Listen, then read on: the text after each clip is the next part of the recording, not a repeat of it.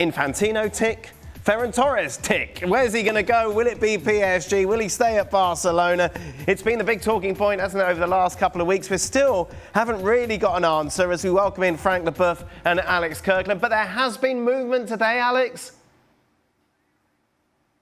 Yeah, we knew about this PSG interest. We know that Ferran is very open or even wants to go to PSG. But now a first offer from PSG to Barca rejected by Barcelona. We understand it's around 40 million euros, which doesn't sound like a lot for a player who just scored the winning goal in a World Cup final. I think it's understandable that Barca have rejected that opening offer. I don't think it ends there. I think this is a process. I think that, they'll find in the end some sort of common ground because, like I say, bottom line is the player wants to go, and Barca, I think, are relatively happy for that to happen if they can find a deal that works. So I expect PSG to come back in with an increased offer, and let's see, what kind of figure. Will it be 50, a bit more, a bit less, that Barca are up to willing to accept?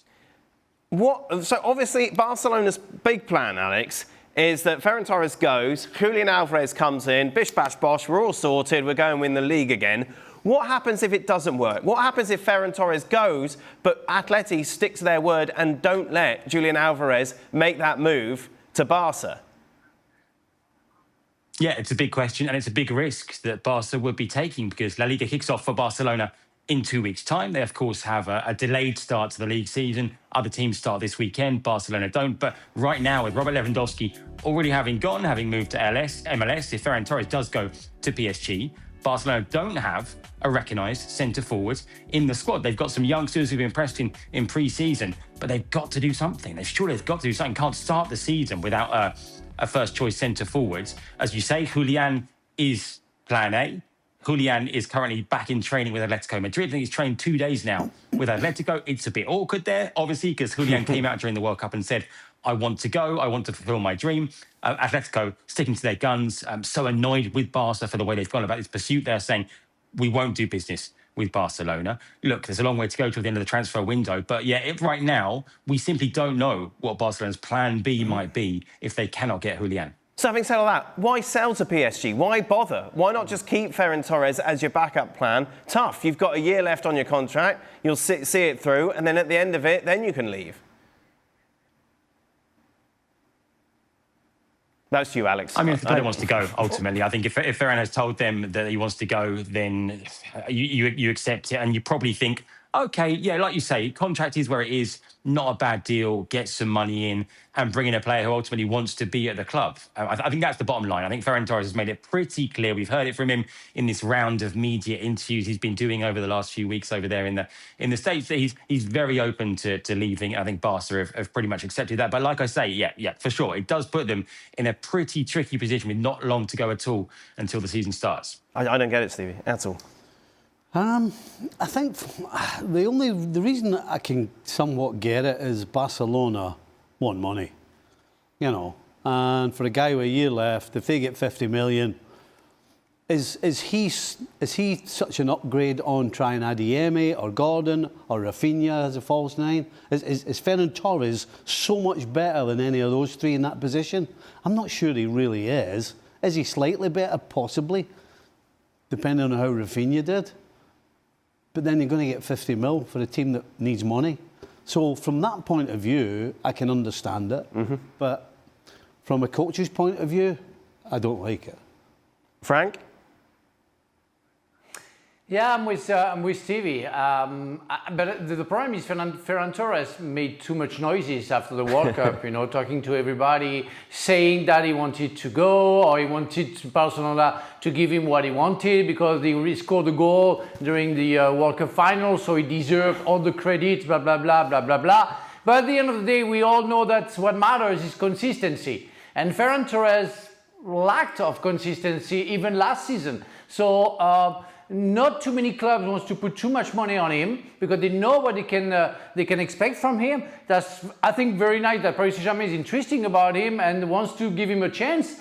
But I would be Ferran Torres. You have 1 year contract. Yes, it's a risk because you can get injured, blah, blah, blah. But at the end of the day, if you don't get injured, you're going to be on the free transfer. You're going to get lots of money. Everybody's going to chase for you because you're worth that transfer because nobody's going to have to pay any fee. So be patient, maybe shut up a little bit and go next year. And I think it would be good for everybody because, well, not for Julian Alvarez, of course, because he will have to stay for Atletico. But for Barcelona, for Ferran Torres, that would be good for him to stay.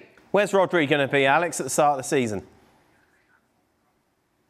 We think he's going to be at Barcelona. And of course, the big thing was him giving the okay to Barca over Real Madrid. Now, the next step is getting that deal done with City. We think that Barca are trying to kind of lowball them in terms of an offer. Again, I think a deal is there to be done because basically, once again, like I said with Ferran, it comes down to Rodri and what he wants. He wants to come back to Spain and he has chosen Barcelona. You know, he's basically the Real Madrid option, we understand, is gone now. It's Barca or nothing. So I think that deal gets done, but it's about what sort of offer, again, that City are willing to accept. The opening bid from Barca, we understand, something like 45 million euros wasn't enough. I think it happens, but I think getting Rodri in is going to be such a boost for Barca, especially getting one over Real Madrid. So yeah, I think it happens, but it'll just come down to the clubs haggling over that fee. If you're Manchester City, we discussed this before, Frank, how much you fight to keep him?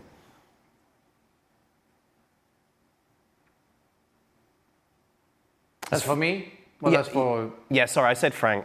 Or maybe I didn't. Oh, sorry, I didn't hear you said Frank.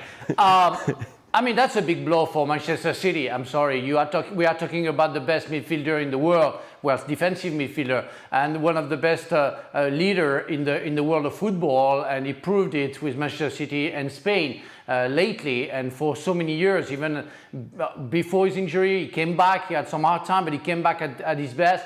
So that's a big blow for Manchester City. They have to let him go because he decided to go. But there is a market, and for the best midfield player in the world, you have to have a good price. So if Barcelona wants him, they will have to pay. But we all know that Barcelona have no money. So what's going to happen to Rodri? That would be a shame if the guy has no club before the beginning of the season and doesn't want to play for Manchester City. So hopefully they're going to find something. But if a player wants to go, they have to let him go. There is no other choices.